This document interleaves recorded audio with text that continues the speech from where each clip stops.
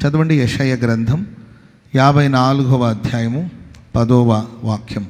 యెషయా ప్రవచన గ్రంథం 54వ అధ్యాయము 10వ వచనం. పర్వతాలు తొలగిపోయినను మెట్టలు తత్తరిల్లినను నా కృప నిన్ను విడిచిపోదు. స్తోత్రం చెప్పండి గట్టిగా. పర్వతాలు తొలగిపోయిన మెట్టలు తత్తరిల్లినను నా కృప నిన్ను విడిచిపోదు. ఆమె పర్వతాలు జీవితంలో మనం అనుకుంటాం, ఈయన నా జీవితంలో గొప్ప పర్వతం, మా నాన్నున్నాడు నాకేంటి భయం అనుకుంటూ ఉంటుంది ఆ అమ్మాయి. మా అమ్మ ఉంది నాకేంటి, మా అమ్మ చాటున నా తల్లి చాటు నేను బతికేస్తాను.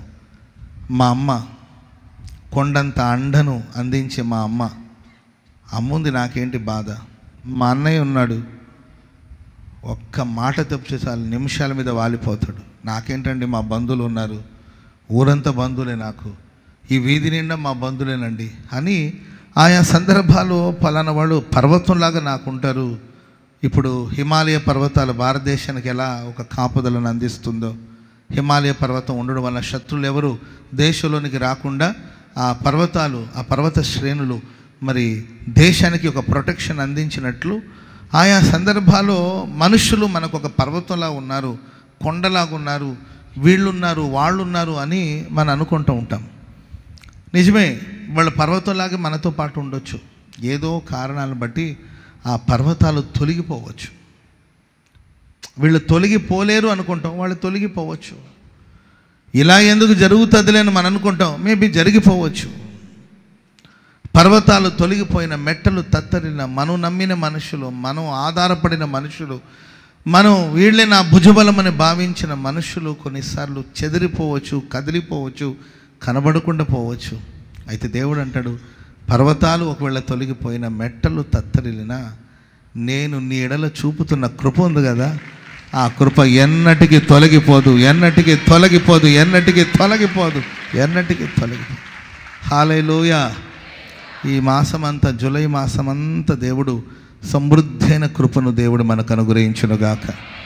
ప్రతి అరుణోదయమున తన కృపచేత దేవుడు నిన్ను తృప్తిపరచునుగాక. సమృద్ధైన కృపను దేవుడు అనుగ్రహించునుగాక. నేను నమ్ముతున్నానండి. తెల్లవారుతుండగా మంచు కురుస్తూ ఉంది, తెల్లవారుతుంది. అప్పుడు ఇశ్రాయేలు ప్రజలు వాళ్ళ గుడారం నుండి వెలుపటికి వస్తే ఆకాశం నుండి మన్నా కురుస్తూ ఉండేది. ఆ మన్నాని వాళ్ళు పోగు చేసుకొని ఆ రోజంతా భోజనం చేసుకొని ఆకలి కేకలు లేక, అలసట లేక, ఆయాసం లేక, బలహీనత లేక, రోగాలు లేక ఆహారాన్ని తిని అద్భుతంగా సాగిపోయారు. రేపటి రోజు నుండి తెల్లవారుతుండగా మీరు కనిపెట్టగలిగితే నా దేవుడు సమృద్ధి అయిన కృపను మీ కొరకు మన్నాలాగా కురిపించబోతున్నాడు. అనుదిన కృప, అనుదిన కృప, అనుదిన కృప దేవుడు మీకు కుమ్మరించబోతున్నాడు. ఆ కృప చేత దినమెల్ల మీరు ఉల్లసించబోతున్నారు, దినమెల్ల మీరు సంతోషించబోతున్నారు, దినమెల్ల మీరు ఆరోగ్యంగా ఉండబోతున్నారు, దినమెల్ల దేవుడు మిమ్మల్ని బలపరచబోతున్నాడు. హల్లెలూయా. కృప కలుగునుగాక. జీవితంలో ఎవరు మనల్ని విడిచిపోయినా, జీవితంలో ఏవి మనల్ని విడిచిపోయినా, ఆరోగ్యం విడిచిపోవచ్చు, మనుషులు విడిచిపోవచ్చు, ఆస్తులు విడిచిపోవచ్చు, ఐశ్వర్యం మనల్ని విడిచిపోవచ్చు. ఏవి విడిచిపోయినా, ఏవి తొలగిపోయినా దేవుని కృప సదాకాలం మనకు తోడై ఉండునుగాక. హల్లెలూయా. బైబిల్లో దేవుడు కృపను ఎవరికి ఇస్తాడంటే మనకు తెలిసిన మాటలు ఇవన్నీ, మనం తరచుగా చదివిన మాటలే. మరల జ్ఞాపకం చేసుకోవాలి. అదేంటంటే, అహంకారులను దేవుడు ఎదిరిస్తాడు, దీనులకు దేవుడు కృపను ప్రసాదిస్తాడు. ఎవరిలో కృప నిలిచి ఉంటుంది. కొంతమంది గర్వించి కృపకు దూరం అయిపోయారు. దేవుడు అంటాడు, సౌలుకు దూరం చేసినట్లుగా నేను దావీదునకు నా కృపను దూరం చేయను. సౌలుకు దూరం చేశాను కృప. ఇంకా చెప్పాలంటే సౌలు నా కృపకు దూరం అయిపోయాడు, నా కృపను పొందుకునే అర్హతను కోల్పోయాడు.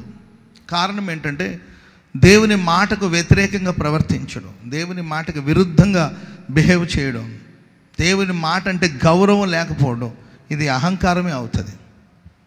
నేను ఒక మాట చెప్పాను అనుకో, చెప్పాను అనుకోండి, దానికి వాళ్ళు లోబడకపోతే అది అహంకారమే అవుతుంది. ఏంది ఆయన చెప్తే నేను వినడం, ఆయనకి నేను లోబడ్డం ఏంటి, నీ పని నీవేదో చూసుకోయే నాకు చెప్పొద్దు అని అంటే ఖచ్చితంగా అది అహంకారమే అవుతుంది. మనుషుల మాట కాదు కదా, సాక్షాత్తు దేవుడు చెప్పిన మాట. అమాలేకులను పూర్తిగా సంహరించమని దేవుడు, సాక్షాత్తు దేవుడే చెప్పిన మాట. అది సౌలు క్షేమాన్ని కోరే దేవుడు చెప్పాడు. కానీ అహంకారం, దేన్ని చంపమన్నాడో దాన్ని చంపలేకపోయాడు, దేన్ని నిర్మూలపరచమన్నాడో దాన్ని నిర్మూలపరచలేకపోయాడు. అహంకారం, అహంభావం, అహంకారపు స్థితిని బట్టి కృపకు దూరం అయిపోయాడు. కనుక కృపలో మనం నిలిచి ఉండాలంటే నిత్యము దీన మనస్సు కలిగి, వినయ మనస్సు కలిగి, ప్రభు నాకు దీనత్వాన్ని ప్రసాదించండి, నాకు వినయ మనస్సు నాకు అనుగ్రహించండి. ఆయా సందర్భాల్లో మనకు తెలియకుండానే గర్వం వచ్చేస్తుంది. Praise the Lord. జబ్బులు రోగాలు ఉన్నప్పుడు మనం స్వామి స్తోత్రం స్తోత్రం అని ఆయాసపడతా ఉంటాం. ఒక్క 2-3 నెలలు జిమ్కి వెళ్ళారనుకోండి, కొంచెం కండబట్టింది అనుకోండి, రోజుకు 1/2 డజన్ గుడ్లు తిన్నామనుకోండి, అరండి ప్రోటీన్ పౌడర్లు అవి ఉంటాయి, ఆ షేక్స్ తాగారనుకోండి, ఆటోమేటిక్గా ఏంటండి చెస్ట్ అలా పైకి వస్తుంది, షోల్డర్ అలా పైకి వస్తుంది. అర్థమైందండి? కొంచెం ఎనర్జీ వచ్చేసరికి, స్ట్రెంగ్త్ వచ్చేసరికి మన నడక మారిపోతుంది అంతే. Praise the Lord. ఫైనాన్షియల్గా వీక్గా ఉన్నామనుకోండి, అప్పుడు ప్రభు తండ్రి నాయన ఏదో ఒక దిక్కును నాకు సాయం చేయకుండా ఉంటావా అని వినయ మనసుతోనే ప్రార్థన చేస్తూ ఉంటారు. కొంచెం సడన్గా ఫైనాన్షియల్గా కొంచెం స్ట్రెంగ్త్ అంటే బలం తెచ్చుకున్నారనుకోండి, కొంచెం ఫైనాన్షియల్గా స్థిరపరచబడ్డారనుకోండి, కొంచెం బ్యాంకులో బ్యాలెన్స్ ఉందనుకోండి, అప్పుడు ఆ స్టైలే వేరుగా ఉంటుంది ఆటోమేటిక్గా. అంటే పనిగట్టుకుని మనం గర్వించాము అనకపోయినా మనకు తెలియకుండానే గర్వం పనిచేస్తూ ఉంటుంది, మనకు తెలియకుండానే గర్వం చోటు చేసుకుంటుంటుంది. కనుక చాలా జాగ్రత్తగా ఉండాలి, మనం చాలా జాగ్రత్తగా ఉండాలి. అనుక్షణం మనం జాగ్రత్తగా ఉండాలి. ఎక్కడైనా నా మాటలు గర్వం కనబడుతుందా, నా చూపులో గర్వం కనబడుతుందా, నేను నడిచే నడకలో గర్వం కనబడుతుందా, నా ఆలోచనలో నా ఊహలో ఎక్కడైనా గర్వం కనబడుతుందా అని గమనిస్తూ ఎప్పటికప్పుడు వినయ మనస్సుతో మనం, అంతటి దావీదు దేవుని సన్నిధికి వెళ్ళి కూర్చుండి ఇలా ప్రార్థన చేస్తాడు, ఇంతగా నన్ను హెచ్చించుటకు నేను ఎంతటి వాడను, నా ఇల్లు ఏ పాటిది. స్తోత్రం చెప్పండి గట్టిగా. హల్లెలూయా. ఏ పాటి వాడనయ్యా నింతగా హెచ్చించుటకు, నేనెంతటి వాడనయ్యా నా కృప చూపుటకు. ఏ పాటి వాడనయ్యా నన్నెంతగా చించుటకు, నేనెంతటి వాడనయ్యా నాపై కృప చూపుటకు. ప్రియులారా, దావీదు భక్తుడు దేవుని సన్నిధిలో ఇంతగా నన్ను హెచ్చించుటకు నేను ఎంతటి వాడను, నా ఇల్లు ఏ పాటిది. ఆ వినయము, ఆ విధేయత, అందుకే దేవుడు అంటాడు దావీదునకు చూపిన శాశ్వత కృప. వినయ మనస్సుతో ఉండండి, విధేయత కలిగి ఉండండి, అహంకారానికి చోటు ఇవ్వద్దు. దేవుడు మనల్ని ఎంత హెచ్చించిన గణపరిచినా అది ఆయన ఉచితమైన కృప, ఆయన దయ. పౌలు గారు అంటారు, ఆయా సందర్భాల్లో మన మాటలో పౌలు గారి మాటలు కూడా మనం గమనిస్తాం. ఆయన ఏమంటారంటే, అందరికన్నా నేను ఎక్కువ కష్టపడ్డాను.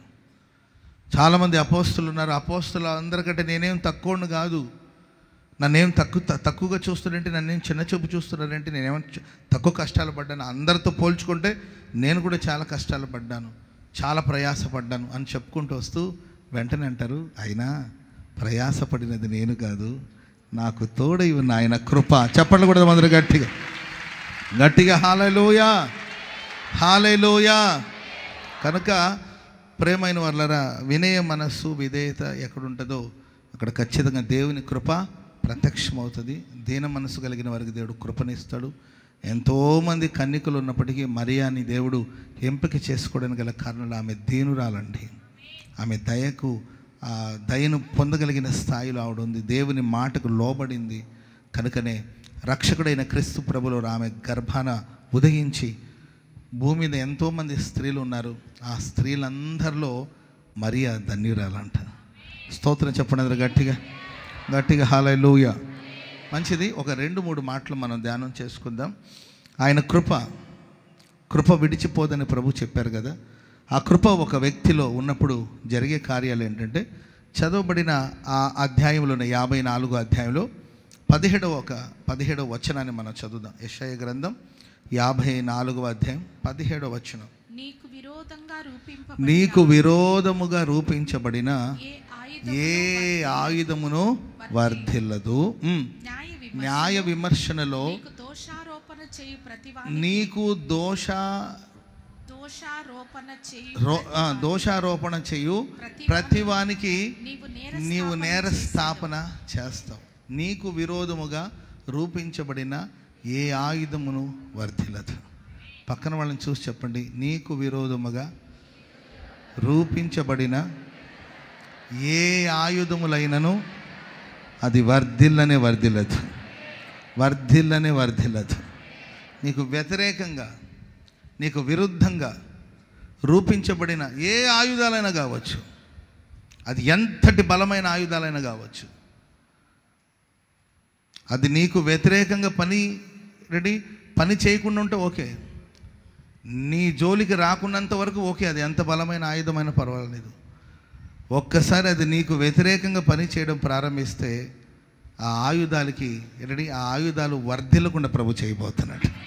స్తోత్రం చెప్పండి అందరూ గట్టిగా హల్లెలూయా. శత్రు పలు విధాలుగా మన మీద తన క్రియను చూపిస్తూ ఉంటాడు. శత్రు మనకు వ్యతిరేకంగా ఎన్నెన్నో ఆయుధాలు తయారు చేస్తూ ఉంటాడు. శత్రు యొక్క ఆయుధశాలలో ఎన్నో ఆయుధాలు తయారు చేయబడుతుంటుంది నీకు వ్యతిరేకంగా, నీకు విరుద్ధంగా. ఆ మధ్య ఒక దైవ సేవకులు చెప్పడం నేను విన్నానండి. సాతాను యొక్క కార్ఖానా, సాతాను యొక్క ఫ్యాక్టరీ, సాతాను కూడా ఒక ఫ్యాక్టరీలో ఎన్నెన్నో ఆయుధాలు ఉన్నాయేంటండి. ఆ దైవజనుడు ఆ దర్శనంలో చూస్తున్నాడంటే రకరకాలమైన ఆయుధాలు, గర్వం అనే ఆయుధం, అహంకారం అనే ఆయుధం, కుయుక్తి అనే ఆయుధం, ఇలా ఎన్నెన్నో ఆయుధాలు ఉన్నాయంటే ఆయుధాలన్నీ కూడా దేవుని ప్రజల మీద ప్రయోగం చేస్తున్నాడు సాతానుడు. అక్కడ ఒక ఆయుధం ఉందంట. ఆ ఆయుధం పేరు ఏంటంటే కృంగిపోవడం అంట. ఏంటండి ఆ ఆయుధం పేరు? కృంగిపోవడం. చిన్న చిన్న విషయాలకి కృంగిపోవడం, చిన్న చిన్న విషయానికి బలహీనం అవడం, చిన్న చిన్న విషయానికి వీక్ అయిపోవడం, చిన్న విషయానికి సొమ్మసిల్లిపోవడం. ఇలా మనల్ని బలహీనపరచాలి, మనల్ని కృంగదీయాలి. ఎప్పుడైతే మనం బైబిల్ చెప్తుంది, శ్రమ దినమున నీవు కృంగిన ఎడల చేతగాని వాడవుతావు. ఇవన్నీ మనకు తెలుసు, తెలియకుండా ఏం కాదు, కానీ అప్లై చేయట్లేదు లైఫ్లో. ఇది మనకు తెలుసు. శ్రమ దినంలో మనం కృంగిపోతే దేనికి పనికి రాకుండా పోతాం. శ్రమ దినంలో మనం ధైర్యంగా ఉండాలి. పోరాటాలు మనం ధైర్యంగా ఉండాలి. ఆ ధైర్యం మనల్ని బట్టి కాదు, మన కుడివైపున ఉన్న మన దేవాది దేవుని బట్టి మనం ధైర్యముగా ఉండాలి.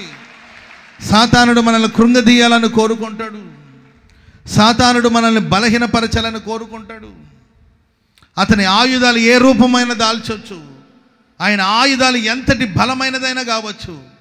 కానీ ప్రేమైన వారు, బైబిల్ చెప్తుంది, ఆయన కృప నీకు ఉన్నప్పుడు నీకు వ్యతిరేకంగా రూపించబడిన ఏ ఆయుధాలు వర్ధిల్లదు. హల్లెలూయా. కొందరు అంటుంటారు, పాస్టర్ గారండి ఏదో చేసేసినట్టున్నారండి, మా బంధువులు మాకు ఈ మధ్య ఏది కలిసి రావట్లేదంటే వాడు ఏదైనా చేయని, అపాయం ఏమాత్రం నీ గుడారాన్ని ఏ తెగుళ్ళు నీ గుడారాన్ని సమీపించదు. మహోన్నతుని చాటును నీవు నివసిస్తున్నావు. సర్వశక్తుని నీడలు దేవుడు నీకు విశ్రాంతిని ప్రసాదించబోతున్నాడు. ఏ అపాయాన్ని దేవుడు రానివ్వడు. హల్లెలూయా. చెప్పండి గట్టిగా హల్లెలూయా. శత్రువు యొక్క క్రియ మనకు వ్యతిరేకంగా శత్రువు లేస్తూ ఉంటాడు. ఆయా సందర్భంలో లేవని పెద్ద సమస్య కాదు. శత్రువు లేచారనే వార్త మీకు వినబడ్డప్పుడు పెద్ద టెన్షన్ పడాల్సిన అవసరం లేదు. బ్లడ్ రిపోర్ట్ చూసుకున్నప్పుడు, హెల్త్ రిపోర్ట్స్ చూసుకున్నప్పుడు, ఆ రిపోర్ట్లను చూసినప్పుడు పెద్దగా అధైర్యపడాల్సిన అవసరం లేదు. వ్యాధి వచ్చిందనో, అనారోగ్యం వచ్చిందనో విన్నప్పుడు, లేకపోతే ఏదో ఆర్థిక సమస్యలు వచ్చి పడిందని, లేకపోతే ఇంకేదైనా వార్త వినబడినప్పుడు అధైర్యపడాల్సిన అవసరం లేదు. లేవని సమస్య ఏం లేదు. దేవుని ప్రజలకు వ్యతిరేకంగా శత్రువు ఎల్లప్పుడూ లేస్తూనే ఉంటాడు. ఎందుకంటే అతడు శత్రువు లేస్తూనే ఉంటాడు. లేవద్దు కూసో అని మనం కూసోబెట్టలేము. కూసోమన్నా వాడు లేస్తూనే ఉంటాడు. మిమ్మల్ని కూసోమంటే మీరు కూర్చుంటారు కదండి. నా శత్రువు కూసోమంటే ఎందుకు కూసోవాలి అంటాడు. అటు కూసో బ్రదర్ కూసో ఆడంట, నేను కూసాను అంటాడు. అటు శత్రువు. కూర్చోండి బ్రదర్, కూర్చోండి బ్రదర్ అని నేను బ్రదర్ అని పిలిచినా కూడా వాడు ఏంటండి మడిమెత్తుతాడు. ఎందుకంటే వాడు శత్రువు. కొన్ని పర్యాయాలు ప్రియులరా, శత్రు తన క్రియ తన పనులు చేస్తూనే ఉంటాడు. అయినా భయపడవలసిన అవసరం లేదు. యూదులకు వ్యతిరేకంగా మొర్దెకై లేచాడు. వాళ్ళు యూదులు, వాళ్ళు స్తుతించే గోత్రం, ప్రార్థించే గోత్రం, కృప పొందిన గోత్రం. మొర్దెకై దైవభక్తి కలిగిన వాడు, యూదులు దైవభక్తి కలిగిన వాడు. వాళ్ళకు వ్యతిరేకంగా శత్రువు లేచాడు. మరి ఏనాటి గొడవలో తెలియదు, అది ఏనాటి గొడవ తెలియదండి. ఎప్పటి నుండి జరుగుతుందో తెలియదు ఆ గొడవ. కోల్డ్ వార్ జరుగుతూ ఉంది, ఎప్పటి నుండి జరుగుతుందో తెలీదు. వాడు వ్యతిరేకంగా లేచాడు. లేవని కంగారేం లేదు. కుట్రలు చేశాడు, కుయుక్తిని ప్రయోగించాడు. రాజు దగ్గరికి వెళ్ళాడు. ఆయనకున్న అధికారాన్ని వినియోగించుకొని, తనకున్న బలాన్ని వినియోగించుకొని కుయుక్తిగా ప్రవర్తించాడు. తంత్రాలు ప్రయోగించాడు, ఖర్చు పెట్టాడు. రాజు ఖజానాకి ఏంటంటే కాసుల వర్షం కురిపించాడు. Praise lord. రాజు ఖజానాకి ఏంటంటే కాసుల వర్షం కురిపించాడు. సో రాజుగారు కూడా ఏంటంటే అతనికి సింహాసనాన్ని, అతని పీఠం కొంచెం ఎత్తుగా వేసి అక్కడ కూర్చుంటే పెట్టాడు. మొర్దెకై గుమ్మంలో ఉన్నాడు. హామాను రాజు ప్రక్కన కూర్చున్నాడు. మన శక్తి కొంచెమే కావచ్చు, మన బలం కొంచెమే కావచ్చు, మన శత్రువు మించిన బలం గలవాడుగా మారిపోవచ్చు. మన శత్రు రాజనగరంలో ఉండొచ్చు, మన శత్రు రాజు ప్రక్కన కూర్చోవచ్చు. భయపడవలసిన అవసరం లేదు. ఉండనివ్వండి, ఆ శత్రువు అలా ఉండనివ్వండి. ఎందుకయ్యో వాడిని ఉండనివ్వడం, వాడికి ఏదో ఒకటి వచ్చి పోతే బాగుంటుంది కదా. ఇప్పుడే పోవాల్సిన అవసరం ఉండని. నిన్ను గణపరచడం ఆడు చూడాలి. స్తోత్రం చెప్పడం గట్టిగా హల్లెలూయా. నీ పక్షాన దేవుడు ఉన్నాడని అతనికి తెలియాలి. నీ పక్షాన దేవుడు యుద్ధం చేస్తాడనే సంగతి అతనికి తెలియాలి. హల్లెలూయా. నిన్ను ఘనపరుస్తుంటే, నిన్ను ఊరేగిస్తుంటే, నిన్ను సన్మానిస్తుంటే, నీకు సన్మానం జరుగుతుంటే చూసి కుళ్ళి కుళ్ళి కుళ్ళి కుళ్ళి కుళ్ళి పోవాలంతే. Praise the Lord. హల్లెలూయా. అతని మీద అకస్మాత్తుగా ఉరి వచ్చినట్లు ప్రమాదం వచ్చి పడుతుంది. కోలుకోలేని దెబ్బలు పడతాయి అతనికి. శత్రు అంటే ఒక పర్టికులర్గా ఒక పర్సనే కాదండి, మనల్ని వెంటాడి వేటాడే సమస్యలు ఏదైనా కావచ్చు. గుక్క తిప్పుకోలేని ఒక పరిస్థితి రావచ్చు. కనీసం ఆలోచించుకునే టైం కూడా లేదండి. ఏదైనా ప్రయత్నిద్దామన్న ప్రయత్నించే అవకాశం కూడా లేదు. ఒక నల్లటి గుడ్డను తీసుకొచ్చి ముఖాన్ని కప్పేశారు అంతే. హామాన్ అనేవాడు భూమి మీద లేకుండా పోయాడు. వాడు తీసుకున్న గోతిలో వాడు పడ్డాడు. Praise the Lord. హల్లెలూయా. శత్రు ఆయుధాలు పర్యాయాలు వింత వింతగా పనిచేయచ్చు. కొన్నిసార్లు మనకు దేవుడు మనం ఇద్దరు, ప్రైజ్ ది లార్డ్, ఆయన మనం ఒకే జట్టు కాదండి. ఆయన మనం అంతా ఒకటే కదా. మనకే పడకుండా చేస్తాడు సాతాను గాడు. చేస్తాడా లేదండి? చేస్తాడా లేదా చెప్పండి? Praise the Lord. దేవుడు మనం ఒకే జట్టు కదా. మనం ఆయన బిడ్డలం, ఆయన మన తండ్రి పిల్లలకి పడకుండా వాడు కుట్రలు చేస్తాడు. వాడు కుయుక్తి మామూలుగా ఉండేది, సాతానుగాడి కుయుక్తి. ఏది? ప్రవక్త బిలాము ప్రవక్త ఉన్నాడు. ఆయన ట్రై చేశాడు, ఏదో శపించాలని చెప్పి ట్రై చేశాడండి. సక్సెస్ అవ్వలా, ఫెయిల్ అయిపోయాడు. ఎందుకంటే యాకోబు నీ గుడారములు, ఇశ్రాయేలు నీ నివాస స్థలములు ఎంతో రమ్యమైనది. అది కృపను పొందిన గుడారాలు, అంటే కృప నివసిస్తున్న గుడారం. ఏమి చేయలేకపోయాడు. ఎందుకంటే ఆ గుడారం పద్ధతిగా ఉంటుంది. ఇశ్రాయేలు ప్రజల గుడారాలు చాలా అద్భుతంగా ఉంటుంది. ఆ ప్లాన్ కానీ అవి చాలా చక్కగా ఉంటుంది. మధ్యలో ప్రత్యక్ష గుడారం ఉంటుంది. తూర్పు దిక్కున కొన్ని గుడారాలు, కొన్ని గోత్రాలకి గుడారాలు, పడమర దిక్కున కొన్ని గుడారాలు, ఉత్తర దిక్కున కొన్ని గుడారాలు, దక్షిణ దిక్కున కొన్ని గుడారాలు, మధ్యలో ప్రత్యక్ష గుడారం, 4 వైపున దేవుని ప్రజల గుడారాలు. స్తోత్రం చెప్పండి గట్టిగా. హల్లెలూయా. అన్ని వాకిళ్ళు, అన్ని తలుపులు, అన్ని వాకిళ్ళు ప్రత్యక్ష గుడారాన్ని చూడాలి. అర్థమైంది? అది ఆ గుడారం యొక్క సిస్టమ్. ప్రతి గుమ్మం దేని వైపు చూడాలండి? చెప్పాలి, దేని వైపు చూడాలి? హల్లెలూయా. ఆ కొంపలో ఏం జరుగుతుందో వీళ్ళు చూడకూడదు, ఈ కొంపలో ఏం జరుగుతుందో వాళ్ళు చూడకూడదు. అందరి కళ్ళు దేని మీద ఉండాలండి?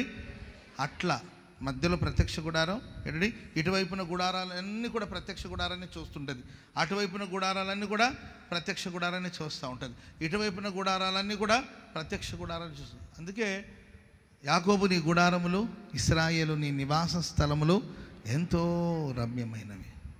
Praise the lord. దీవించమని సెలవాయిన దాన్ని నేను మార్చలేను. అందుకొరకే ఆ రాజుతో ఆయన కుమ్మకైపోయి కుట్రపూరితమైన ఆలోచన ఆ రాజుకు చెప్పెళ్ళాడు. వెళుతూ ఫెయిల్ అయిపోయాను కదా అని ఓటమితో వెళ్ళిపోలేదండి. ఒక కుయుక్తి ఆలోచన చెప్పెళ్ళాడు. ఏంటంటే, ఇశ్రాయేల్ ప్రజల్లో ఈ యూదులు, ఇశ్రాయేల్ ప్రజలు ఆ మోయాబు దేశపు స్త్రీల్ని మోహించేటట్లు వాళ్ళని విందుకు రప్పించి ఏంటండి వాళ్ళకు విందు ఇచ్చి, ఆ తర్వాత ఆ దేశపు స్త్రీలు వాళ్ళతో వ్యభిచారం చేసి, ఆ తర్వాత వాళ్ళని విగ్రహారాధన చేయడానికి కోసం ప్రేరేపించడం, ఇవన్నీ జరుగుతుందండి. ఇవన్నీ జరిగినప్పుడు దేవుని కోపం ఇశ్రాయేల్ ప్రజల మీదకి వస్తుంది. ఇది చరిత్ర. అర్థమైందండి? మనకే పడకుండా మన దేవుడే మనకు వ్యతిరేకంగా లేచేటట్లుగా కుయుక్తిగా మనల్ని కుయుక్తిలో వంచనలో పడేయాలని సాతానుడు కుట్ర చేయొచ్చు. కానీ ప్రభు మాట్లాడుతున్నాడు, ఒకవేళ నన్నే మీకు వ్యతిరేకంగా సాతానుగాడు లేవనెత్తాలని కోరుకున్నా కూడా మీరు భయపడవద్దు. మిమ్మల్ని ఆ పవిత్రంలో నేను పడనివ్వను, ఆ పాపములు పడనివ్వను. నా కృపను మీకు సమృద్ధిగా చూపబోతున్నాను. నా కృపను మీకు చూపబోతున్నాను. నీకు వ్యతిరేకంగా రూపించబడిన ఏ ఆయుధాలు వర్ధిలదు. చప్పట్లు కొడుతూ దేవునికి స్తోత్రం చెప్పండి. గట్టిగా హల్లెలూయా. కొన్నిసార్లు శత్రు గుంపులుగా మన మీద వచ్చి దాడి చేస్తాడు. ఎలా చేస్తాడండి? గుంపులుగా వచ్చి మన మీద దాడి చేస్తాడు. మేబీ వాళ్ళు మన ఆత్మీయులు కావచ్చు. ఆత్మీయులే నన్ను అవమానించిన, అన్యులే నన్ను అపహసించిన, అండ నీవైతివయ్యా, నా కొండ నీవే యేసయ్యా. ఆత్మీయులే నన్ను అవమానించిన,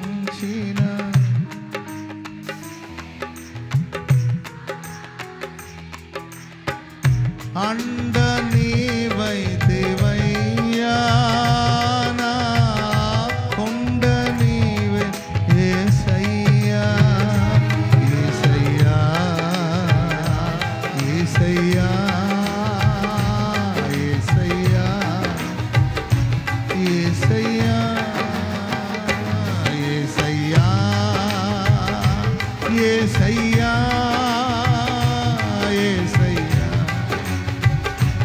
యేసయ్యా యేసయ్యా యేసయ్యా యేసయ్యా. హల్లెలూయా హల్లెలూయా.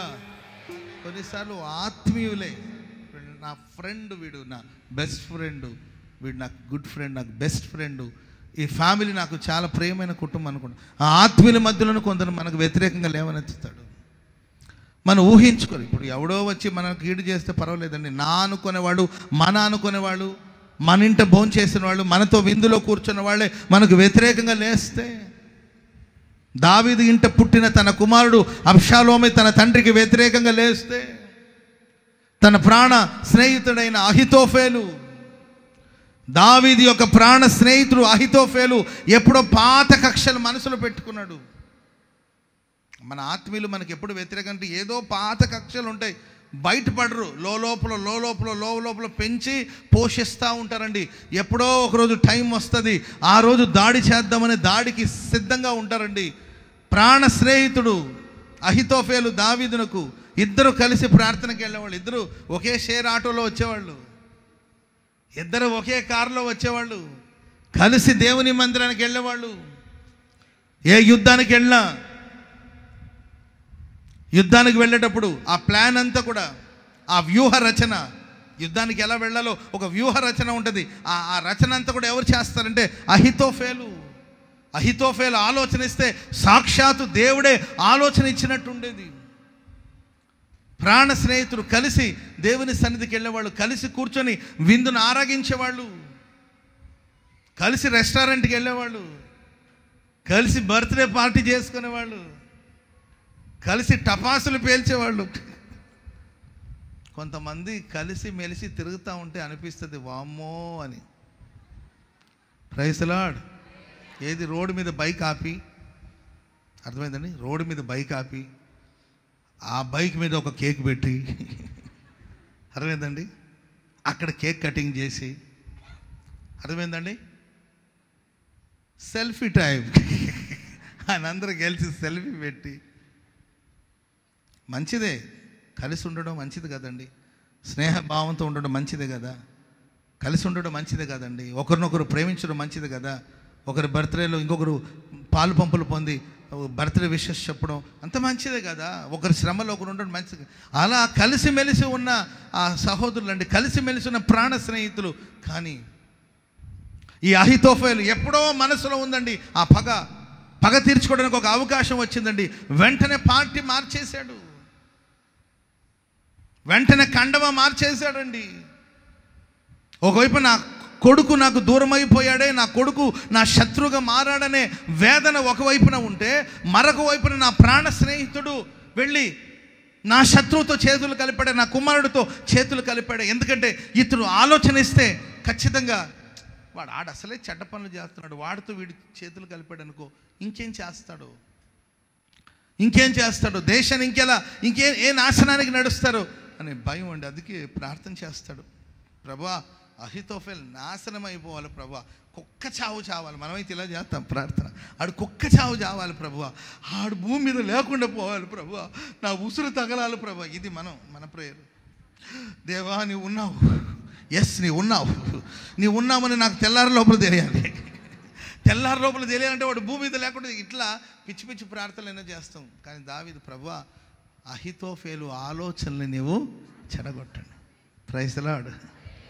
ఆడిని చెడగొట్ట అనలేము, ఎందుకంటే వాడు స్నేహితుడు గురించి ఆడికి బుద్ధి లేదనుకోండి, మనకుంది కదా బుద్ధి.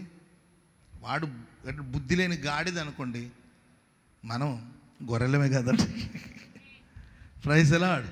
వాడు చెడిపోయాడని వాడు అలా ఆలోచించాడని మనం అలా ఆలోచించలేము, వాడు అలా యోచిస్తున్నాడని మనం అలా యోచించలేము కదా. అతని ఆలోచన చెడగొట్టమని కొన్నిసార్లు ఆత్మీయులు మన అనుకున్న వాళ్ళ నుండే వ్యతిరేకతలు రావచ్చు, మనకు వ్యతిరేకంగా వాళ్ళ ఆయుధాలు తయారు చేయొచ్చు. అండ్ ఆయా సందర్భాలు అన్ని జనులు మనకు ప్రస్తుతం మనం చూస్తున్నాం కానీ క్రైస్తవులే శత్రువులుగా మారిపోతుంటారు. ఒక దైవ సేవకునికి వ్యతిరేకంగా ఇంకొక దైవ సేవకుడు మాట్లాడడం, ఒక సేవకుడు ఏదో సమస్యలు ఉన్నాడు కూడా ఆ సేవకునికి వ్యతిరేకంగా 10 మంది సేవకులు మాట్లాడడం, ఒక ఆడపిల్లకి వ్యతిరేకంగా ఇంకొక ఆడపిల్ల మాట్లాడడం, ఒక ఆడపిల్లకి ఏదో నష్టం జరిగింది అనుకో, పోనీ ఫైట్ చేయకపోయినా కనీసం సానుభూతి అనేది చెప్పాలి కదండి. ఒక ఆడపిల్లకి ఏదో జరిగిందండి, రోడ్ల మీద ఏదో జరిగింది, సానుభూతి చెప్పాల్సింది పోయి ఆ టైంలో దానికి ఏం పని అక్కడ అంటారు. అర్థమైందండి? ఆ టైంలో ఎందుకు పోవాలి? అర్థమవుతుందండి? సానుభూతి చూపాల్సిన సమయంలో సానుభూతి చూపకపోగా, సరే ఎవరో వేరే వాళ్ళు మాట్లాడారంటే పర్వాలేదండి, ఒక ఆడపిల్లకి వ్యతిరేకంగా మరొక ఆడపిల్ల, ఒక స్త్రీకి వ్యతిరేకంగా మరొక స్త్రీ నినాదాలు చేయడం ఎంతవరకు న్యాయం? ఒకవైపున ఆత్మీయులు, మరోవైపున అన్యజనులు వ్యతిరేకంగా యుద్ధాలు ఆయుధాలు తయారు చేసి బైబిల్ చెప్తుంది, కృప పొందిన వాడికి వ్యతిరేకంగా వాడు ఆత్మీయుడే కావచ్చు, వాడు అన్యుడే కావచ్చు, వాడు ఎన్ని ఆయుధాలు తయారు చేసినా ఏ ఆయుధాలు వర్ధిల్లదు. స్తోత్రం చెప్పండి అందరూ గట్టిగా హల్లెలూయా. అందరూ కలిసి పని కట్టుకొని దానియేలు సింహపు గుహలో వేయాలని ఎప్పటి నుండి ప్లాన్ చేశారో మనకు తెలీదు. పెద్ద ప్లాను, ఎప్పటి నుండో ప్లాన్ చేశారు. అసలు పాపం దానియేలుకి అసలు వాళ్ళ ప్లాన్ గురించి మనకెందుకు అనుకుంటాం కదండి. వాళ్ళు లోలోపల ఏదో కుట్రపూరితంగా ఆలోచన చేసి రాజు దగ్గరికి వెళ్ళి రాజుని ఒప్పింప చేసి 30 రోజుల వరకు రాజుని తప్ప ఇంకెవరిని పనికిమాలిన చట్టాలు ఇవన్నీ. ఏ చట్టాలండి? పనికిమాలిన చట్టాలు. మనుషులకు పనికొచ్చే చట్టాలా?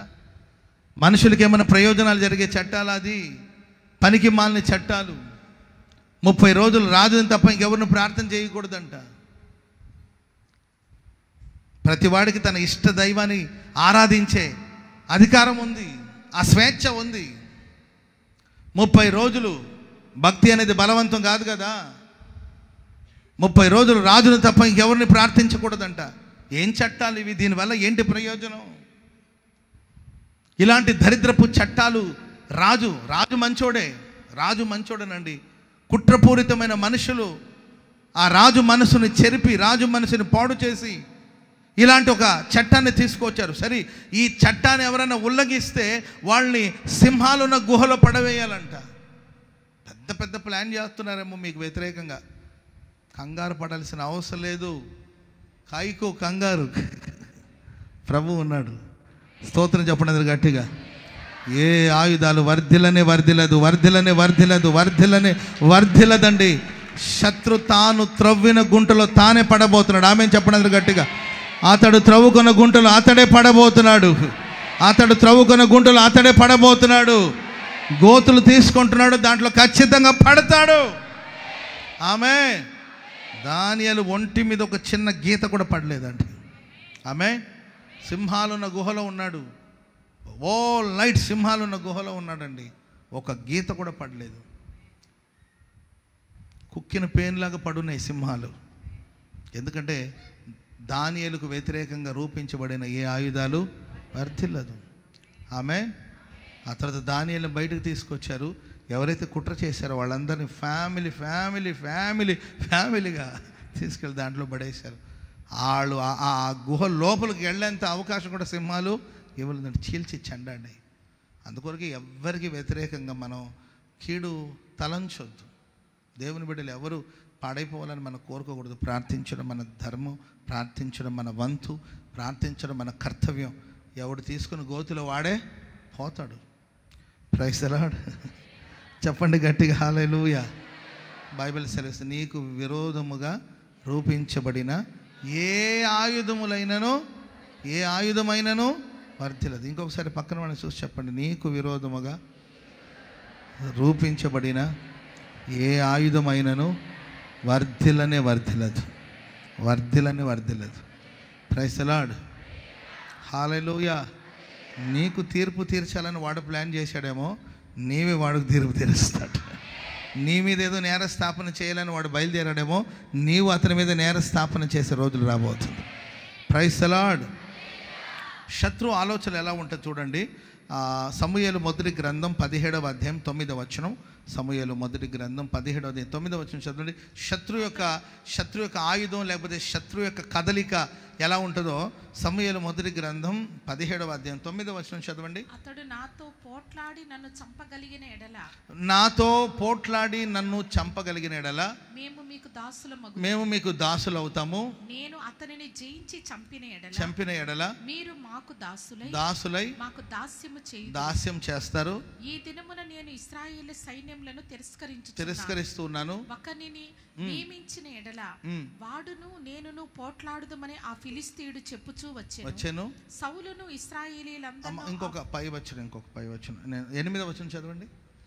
అతడు నిలిచి ఇశ్రాయేలీయుల దండు వారిని పిలిచి యుద్ధ పంతులు తీర్చుటకై మీరు ఎందుకు బయలుదేరి వచ్చి. అసలు ఎవడు రమ్మన్నాడు మిమ్మను?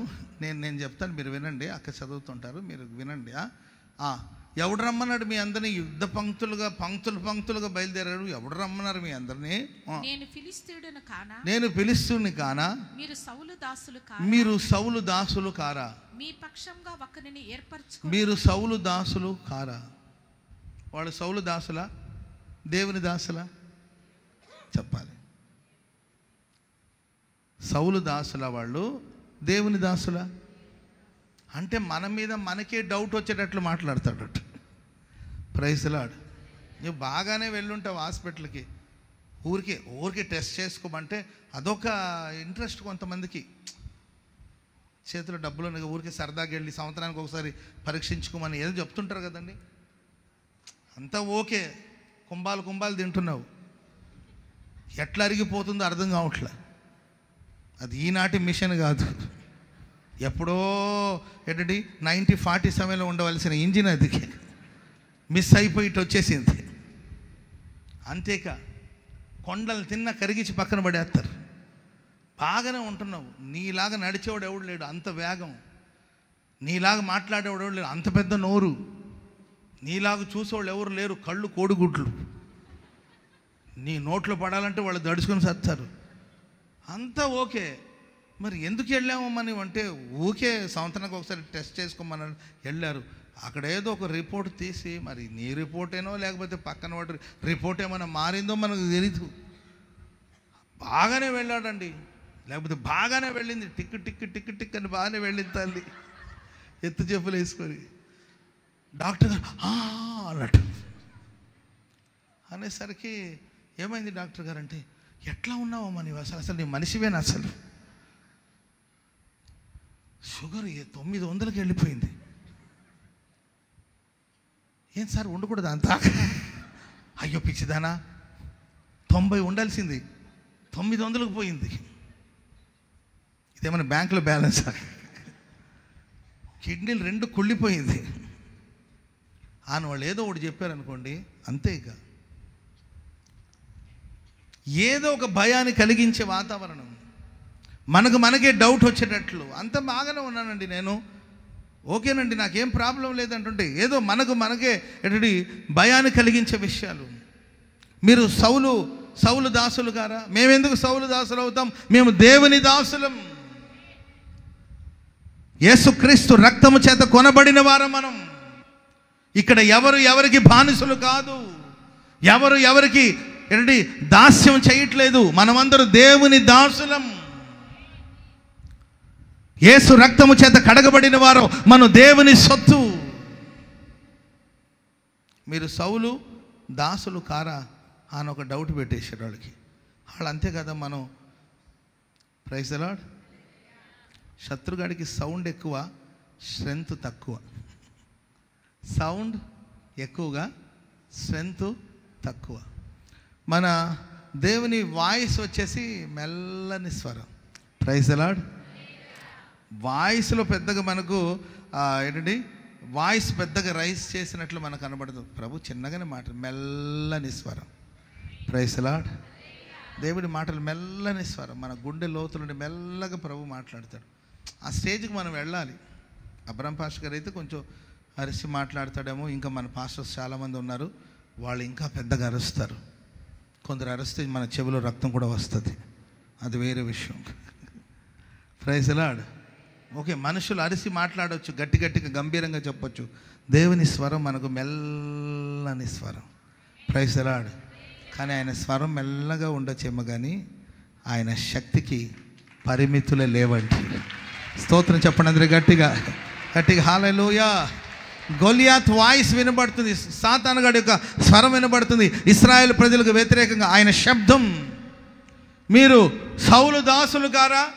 పంక్తులు తీరి వస్తున్నారేంటి? మీరు సౌలు దాసులు గారా అని మన మీద మనకే డౌట్ వచ్చేటట్లు, నీ పిలుపు మీద నీకే డౌట్ వస్తుంది, నీ ఏర్పాటు మీద నీకే డౌట్ వస్తుంది. అసలు నీవు సేవకుడైనా? అసలు నీవు విశ్వాసినేనా? అసలు నీవు భక్తుడివేనా? అసలు నువ్వు చేసేది భక్తినేనా? నువ్వు చేసేది ప్రార్థనేనా అని ఇలా మనకు ఒక అనుమానం పెట్టి వదిలేస్తాడండి. ఆయన స్వరాన్ని వినొద్దు. స్తోత్రం చెప్పండి గట్టిగా. Praise the Lord. ఆ సాతాను ఇదే ఆయన ఆయుధం. సాతాను కూడా ఒక స్వరమే అతని, ఇది నిజమా అని స్టార్ట్ చేశాడు. అంతే, ఒక డౌట్ అనే అనుమానం అని ఒక విత్తనాన్ని గుండెలు వేసేస్తాడు అంతే. Praise the lord. మీ ఆయన ఎక్కడున్నాడో తెలుసా అనిందంటే ఒక ఆంటీ, వెంటనే ఆమె ఎక్కడున్నాడు ఆంటీ అని అడిగితే క్లియర్ అయిపోతుంది. అదే వచ్చింది సమస్య మనకి ఎవరన్నా అలా తెలుసా అంటే తెలీదండి, కొంచెం చెప్పండి అంటే సరిపోతుంది. తెలుసా అనేసరికి ఇంకెక్కడుంటాడు, ఆ కొంపలను ఉండుంటాడని ఇంటికి వెళ్ళి బుట్ట సర్ది, బ్యాగు సర్ది, అడ్డడి ఆటో పిలిచి సర్దుకొని బయలుదేరుతూ ఉంటే పాపం ఆటోల నుండి పాపం, లేకపోతే బస్సులో నుండి కానీ ఆటో నుండి పాపం భర్త దిగి ఈ చేతిలో ఒక బ్యాగు, ఈ చేతిలో ఒక బ్యాగు, ఏంటండి ఈ చేతి నిండా కూరగాయలు, ఈ చేతి నిండా సరుకులు ఏవో తీసుకొని పొట్లకాయని మెడకేసుకొని పాప వస్తూ ఉన్నాడు. ఆయన వస్తుంటే ఈమె పెట్టె తీసుకొని ఎదురుగా పోతుంది. ఎదురుగా వెళుతుంటే, ఎక్కడికి బేబీ, ఎక్కడికి వెళ్తున్నావు అంటే, బేబీ నువ్వు ఇప్పటిదాకా ఎక్కడున్నావు, ఎక్కడున్నావు బేబీ అంటే, నేను ఇప్పుడే కూరగాయలు తీసుకొని ఇప్పుడే నేను షాపింగ్ వెళ్ళి మార్కెటింగ్ చేసుకొని షాపింగ్ చేసుకొని సరుకులను తీసుకొని పొట్లకాయలో పాలు పోసి వండుతావేమో అని పొట్లకాయ కూడా తీసుకొని వచ్చాను అని చెప్పి అనంటే, అవునా ఇప్పటిదాకా నువ్వు ఎక్కడున్నావు? సూపర్ మార్కెట్లో ఉన్నాను అని అంటే, సరే నీవెక్కడికి బయలుదేరంటే, ఏం లేదులే వస్తారేలే అని ఇంటికి వచ్చి భర్తని ఇంట్లో ఉంచి అడావుడిగా ఆంటీ దగ్గరికి వెళ్ళి, ఆంటీ మా ఆయన నువ్వు ఎక్కడ చూసావు అంటే, సూపర్ మార్కెట్లో చూశానమ్మా. సాతానుగాడు లేనిపోని అన్నీ మన బుర్రలోకి ఎక్కిస్తూ ఉంటాడు.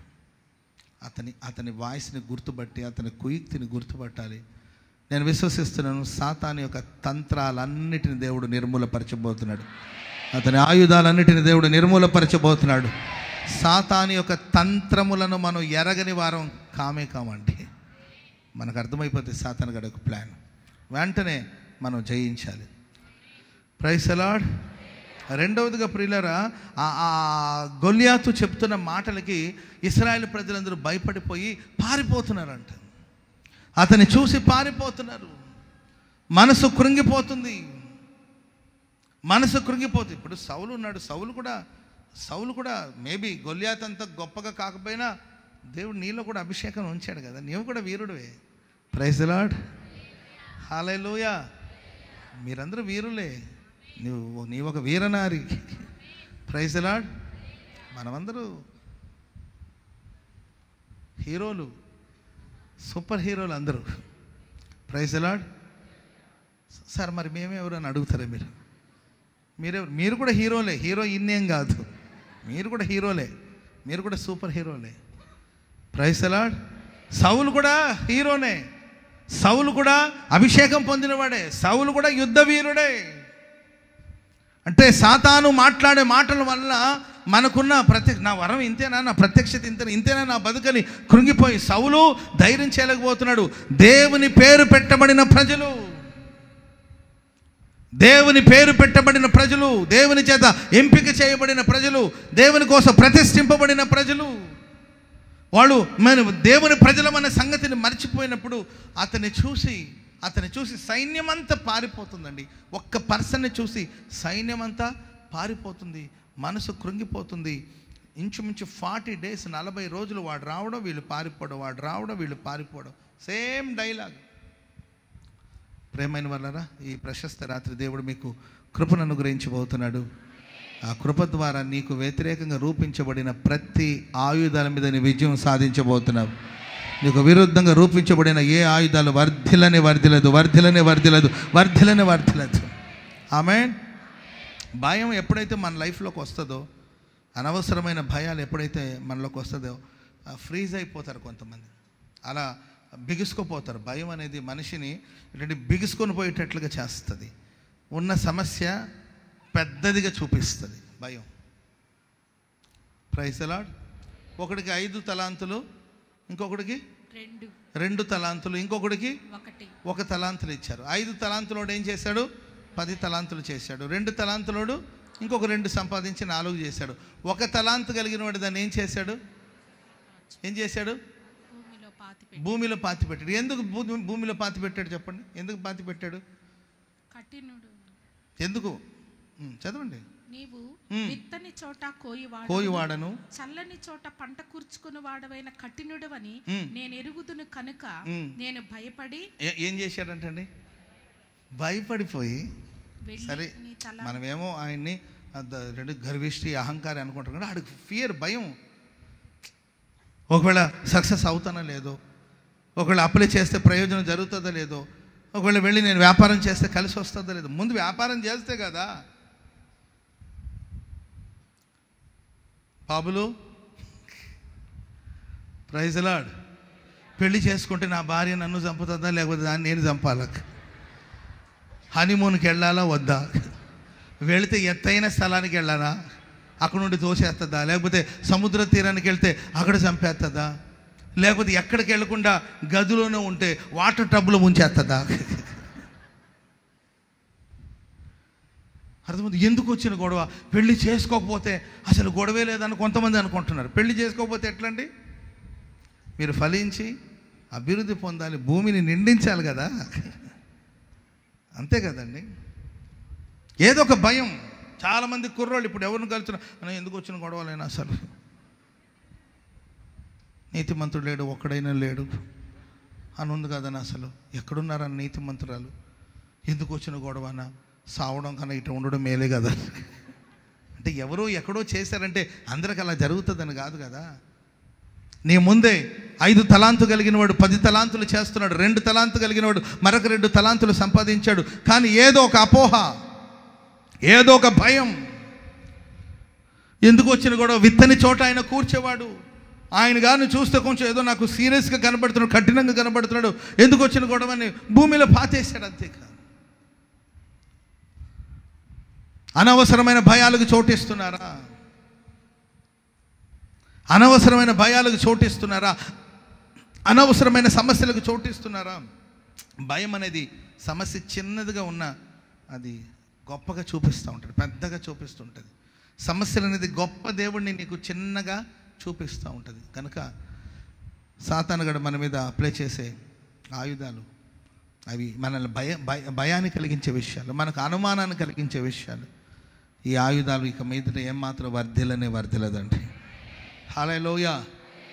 అండ్ గొల్యాతు ఆయుధాలు స్ట్రాంగ్గా ఉన్నాయా? దావీదు ఆయుధాలు స్ట్రాంగ్గా ఉంటాయా? చెప్పండి. గొల్యాతు యొక్క ఆయుధాలు ఏమేమమ్మా? చూడండి, ఎన్ని ఆయుధాలు ఉంటాయి ఆయనకి? తల మీద రాగి శిరస్త్రాణం. తల మీద రాగి ముద్ద కాదు, తల మీద ఒక రాగి శిరస్త్రాణం ఉంది. అతడు యుద్ధ కవచమును ధరించుకొని ఉన్నాడు. ఆ కవచము 5,000 తులముల రాగి ఎత్తుగలది. ఓకే. మరియు అతని కాళ్లకు రాగి కవచమును, బాడీ అంతా కూడా కవర్ చేయబడింది. తల మీద శిరస్త్రాణం ఉందండి. అతనికి దేహమంతా ఎటువంటి కవచంతో కప్పబడి ఉంది. అతని భుజముల మధ్య రాగి బల్లెం ఒకటి, అతని భుజాల మధ్యలో ఒక రాగి బల్లెం ఒకటి ఉండేను. అతని ఈటె కర్ర నేతగాని దోనె అంత పెద్దది, చాలా పెద్ద ఏంటండి ఆయుధం తన దగ్గర ఉన్నాయి. మరియు అతని ఈటె కొన 600 తులముల ఇనుము ఎత్తుగలది. ఒకడు డాలును మోయిచు అతని ముందు ఒకడు డాలు మోస్తా ఉన్నాడు, ముందు ఒకడు డాలు మోసుకొని వెళుతున్నాడు. దేహమంతా కవచం కప్పబడి ఉందండి, తల మీద శిరస్త్రాణం ఉంది, ఇవన్నీ ఉన్నాయి. ఇవన్నీ చాలా స్ట్రాంగ్గా, హెవీగా, బలమైన ఆయుధాలు. దావీదు దగ్గర ఉన్న ఆయుధాలు ఏం చెప్పండి? దావీదు దగ్గర ఏముందండి అమ్మా? ఒక వడిసేల, 5 బ్యాగులో ఒక బ్యాగ్ ఉందండి, ఒక సంచి ఉంది. ఆ సంచిలో 5 నున్నని రాళ్ళు అండ్ ఒక చేతి కర్ర అండ్ ఒక వడిసేల. సాధారణమైన ఆయుధాలు. నీవు సాతాను ఓడించడానికి ఏదో సూపర్ న్యాచురల్ పవర్ రావాలని అనుకోవచ్చు. Praise the lord. వేళ్ళిట్టు పెట్టంగానే ఆకాశం నుండి ఒక మెరుపు లాంటిది వచ్చి మన వేళ్ళకి తాకాలి, అట్లేం అనుకోవద్దు. Praise the Lord. లేకపోతే ఇట్లా చెయ్యి పెట్టంగానే అర్థమండి చేతిలో నుండి, ప్రైజ్ ది లార్డ్, చేతుల నుండి ఒక వెలుగు లాంటిది రావాలని ఏం కోరుకోవద్దు. ఒక సాధారణమైన లైఫే మనం లీడ్ చేస్తూ ఉన్నాం. Praise the Lord. హల్లెలూయా. అతని ఆయుధాలు బలమైనవి కావచ్చు, అవి విలువైనవి కావచ్చు, అది గ్రాండ్గా కనిపించవచ్చు. ఏంటంటే అతని ఆయుధాలు మోసేదని కూడా కొంతమంది ఉండొచ్చు. మన దగ్గర ఉన్న ఆయుధాలు సాధారణమైన ఆయుధాలే కావచ్చు. కానీ ప్రియమైన వాళ్ళరా, మన పక్షాన నిలబడిన దేవుడు, భూమి ఆకాశాన్ని సృష్టించిన దేవుడు, సైన్యములకు అధిపత్యకు దేవుడు అయిన, పరాక్రమశాలి అయిన, యుద్ధవీరుడు అయిన, పరాక్రమశాలి అయిన ఆయన నీ ప్రక్కన ఉన్నాడు. శత్రు ఆయుధాలన్నీ కూడా గొల్యాతు ఆయుధం అతన్ని కాపాడలేకపోయింది. 5 రాళ్ళు తీసుకెళ్ళండి, 5 కూడా అవసరం లేదు. కొంతమంది 10 సార్లు 10 రాళ్ళు వేస్తే చెప్పాలి, 10 రాయి వేస్తే ఒక రాయి, 10 అవసరం లేదండి, ఒకే రాయి. స్తోత్రం చెప్పినది గట్టిగా. 10 అప్లికేషన్ పెట్టానన్నా ఏదో ఒక అప్లికేషన్ తగలకుండా ఉంటుందా? 10 వ్యాపారాలన్నా, పాల వ్యాపారం, నీళ్ల వ్యాపారం, ఏంటండి బియ్యం వ్యాపారం, అర్థమైందండి, ఇంకా కూరగాయల వ్యాపారం, ఇంకా పూల వ్యాపారం, ఇంకా ఫలానా వ్యాపారం ఓ బోళ్ళని వ్యాపారాలు ఉన్నాయి, ఏదో ఒక వ్యాపారంలో కలిసి రాకుండా పోతుంది అనుకుంటారేమో. ఎన్నో వ్యాపారాలు అవసరం లేదు. నీవు ఏది ఆలోచిస్తావో, ఏది ప్రయత్నిస్తావో, ఆ ప్రయత్నాలన్నిటిని దేవుడు ఫలభరితంగా ప్రభు మార్చబోతున్నాడు. Praise the Lord. పర్వతాలు తొలగిపోయిన మెట్టలు తత్తరిల్లిన ఆయన కృప మనల్ని విడిచి. నీవు కృప పొందితే చాలండి, కృపలో నిలిచి ఉంటే చాలు. నీ ఫైట్ చేయాల్సిన అవసరం లేదు. Praise the Lord. తన ఆయుధాలన్నీ బలహీనమవుతుంది. హల్లెలూయా. అతని ఆయుధాలన్నీ కూడా ఇనుప కొట్లు పడేయబోతున్నారు. Praise the Lord. హల్లెలూయా. రేపటి రోజుల్లో మీ బజార్లో తిరుగుతూ ఉంటారు కొంతమంది, పాత సామాన్లు కొంటాం అని వస్తూ ఉంటారా. సాతాను కూడా యొక్క సామాన్లు, ఆయుధాలన్నీ కూడా ఆ ఇనుప కొట్లోకి పోతుంది. Praise the Lord. నా దేవుడు మీకు అఖండ విజయాన్ని ప్రసాదించునుగాక. సమయం లేదు, ఇంకొక 2 మాటలు చెప్పి క్లుప్తంగా ముగించేస్తాను. అపోస్తుల కార్యాలు 4వ అధ్యాయము 33 అండ్ 34 అండ్ 35 వచనాలు త్వరగా చదవండి. అపోస్తుల కార్యాలు 4వ అధ్యాయం 33, 34, 35 వచనాలు. అపోస్తులు బలముగా ప్రభువైన యేసు పునరుత్థానమును గురించి సాక్ష్యమిచ్చారు. దేవుని యొక్క కృప దేవుని కృప అందరి యందు అధికముగా ఉండెను. దేవుని కృప అందరి యందు అధికముగా ఉండెను. దేవుని కృప మీ అందరి యందు అధికముగా ఉండును గాక. కేవలం కృప కాదండి, బట్ ఓన్లీ గ్రేస్ అంటుంటారు. కేవలం కృప కాదండి, అందరి ఎడల అధికముగా దేవుడు కృపను అనుగ్రహించబోతున్నాడు. అధికమైన కృపను దేవుడు అనుగ్రహించబోతున్నాడు. చదవండి, కంటిన్యూ చేయండి. భూములైనను కలిగిన వారందరూ, భూమి అయినను ఇండ్లైనను కలిగిన వారందరూ వాటిని అమ్మిన వాటి వెల తెచ్చి అపోస్తల పాదాల దగ్గర పెట్టుతూ వచ్చారు. వారు ప్రతివానికి వాని అక్కర కొలదిగా పంచిపెట్టిరు గనుక వారిలో ఎవనికి ఏ కొదవ కూడా లేకుండా పోయింది. అందరి ఎడల అధికముగా కృప ఉన్నప్పుడు ఎవరికి ఏ కొదవ లేకుండా పోయింది. ఎవరికి ఏ కొదవ ఉండదు. ఇంకా పక్కన వాళ్ళని చూసి చెప్పండి, ఇక మీకు కొరతలే ఉండవు, మీకు కొదవలే ఉండవు. సమృద్ధి అయిన సమాధానం, సమృద్ధి అయిన దీవెన, సమృద్ధి అయిన ఆరోగ్యం, సమృద్ధి అయిన సంతోషం, అధికమైన మేలు దేవుడు దయచేయబోతున్నాడు. ఏ కొదవ లేదు. నీ ఇంటి వస్తువులను లెక్క చూడగా ఏదియో తక్కువ కాదండి. యేసుప్రభు అంటాడు, మీరు వెళ్ళారు కదా, మీకు నేనేమి ఇవ్వలేదు ఖర్చుకి. ఇప్పుడు నేను ఎక్కడికైనా ఎవరైనా పంపించాలంటే ఖర్చులకు ఇచ్చి పంపాలి. అర్థమైంది? ఛార్జీలకో ఖర్చులకో ఇవ్వాలి. నాన్న కొంచెం ఆ లార్జ్ సెంటర్ దాకా వెళ్ళరమ్మంటే ఛార్జీకి డబ్బులు అంటారు. బైక్ వేసుకెళ్ళమంటే పెట్రోల్కి డబ్బులు అంటారు. ఇవ్వాలి ఖచ్చితంగా. యేసుప్రభు ఏమి ఇవ్వలేదు, ఒట్టి చేతులతో పంపించాడు. వాళ్ళు వెళ్ళి వచ్చిన తర్వాత ప్రభు అడుగుతాడు, మీరు వెళ్ళారు కదా, మీకు ఏమైనా తక్కువ అయిందా, మీకు ఏమైనా కొరతలు ఏర్పడిందంటే మాకేమీ తక్కువ కాలేదు. హల్లెలూయా. ఇప్పుడు నేను మీ అందరికీ లైన్లో నిలబడండి, వరుసగా తలాగా ఒక 100 ఇస్తాను అన్నాను అనుకోండి, వరుసగా తీసుకున్న వాళ్ళు మరలా వస్తుంటారు. తలాగా ఒక 100 ఇవ్వాలని ప్రేరణ వచ్చిందంటే 100లో ఏమి లేదు, కానీ అయ్యగారు చేతులు మీద తీసుకుంటే ఆ 100 మారుతాయి అని ఉంటారు. ఇప్పుడు అట్లా మీకేమి ఇచ్చేది ఏమి లేదు. నేను మామూలుగా వట్టి చేతులతోనే పంపిస్తాను. Praise the Lord. హల్లెలూయా. మిమ్మల్ని నేను వట్టి చేతులతోనే పంపిస్తాను. కానీ ఒకటి మాత్రం చెప్తానండి, కానీ ఏ కొదవ లేకుండా, ఏ కొరత ఏర్పడకుండా సర్వసమృద్ధిని దేవుడు మీకు అనుగ్రహించబోతున్నాడు. ఆమేన్. మరలా మీరు ఏ సాటర్డేనో సండే వస్తారమ్మా, మీకు ఏమైనా కొరతలు ఏర్పడిందంటే మాకే కొదవ కలగలేదు. మేము వెళుతున్న మార్గంలో మా ప్రతి అవసరాలు దేవుడు తన మహిమలో, తన ఐశ్వర్యమును బట్టి తన మహిమలో ప్రతి అవసరాలు ప్రభు తీరుస్తూ వచ్చాడు. Praise the Lord. చెప్పండి గట్టిగా, హల్లెలూయా, హల్లెలూయా, హల్లెలూయా. అండ్ ప్రియులారా, అందరూ వాళ్ళు కలిగిన దాన్ని తీసుకొచ్చి అపోస్తుల దగ్గర పెట్టారండి. ఏది నాది అని వాళ్ళు అనుకోలేదండి. ఇది నాది అనే భావన లేదు. తీసుకొచ్చి ఇచ్చేశారు. అందరికీ సమానంగా పంచిపెట్టేశారు. సంఘంలో ఒకడు ధనవంతుడు, ఒకడు పేదవాడు, ఒకడు రిచ్, ఒకడు పూర్ అనే వ్యత్యాసం లేకుండా అందరికీ సమష్టిగా పంచిపెట్టారు. కృప ఎప్పుడైతే ఉంటుందో అక్కడ ఒక సహవాసం ఉంటుంది, ఒక ఐక్యత ఉంటుంది. ఆమెను చెప్పండి అందరు గట్టిగా. గొప్పవాళ్ళు కూడా ఇక్కడ పెద్ద చదువుకున్న వాళ్ళు కూడా కింద కూర్చొని ఉంటారు. ఇక్కడ ఎవరో పేదోడైనా హెల్త్ బాగలేని వాళ్ళు కొందరు వాళ్ళు కుర్చీలో కూర్చుని ఉంటారు, వాళ్ళు పేదోళ్ళు కావచ్చు. బయట ఇంకెక్కడైనా వెళ్ళి చూస్తే పేదోడిని ఒకలాగా ధనవంతుడిని ఒకలాగా చూస్తారేమో.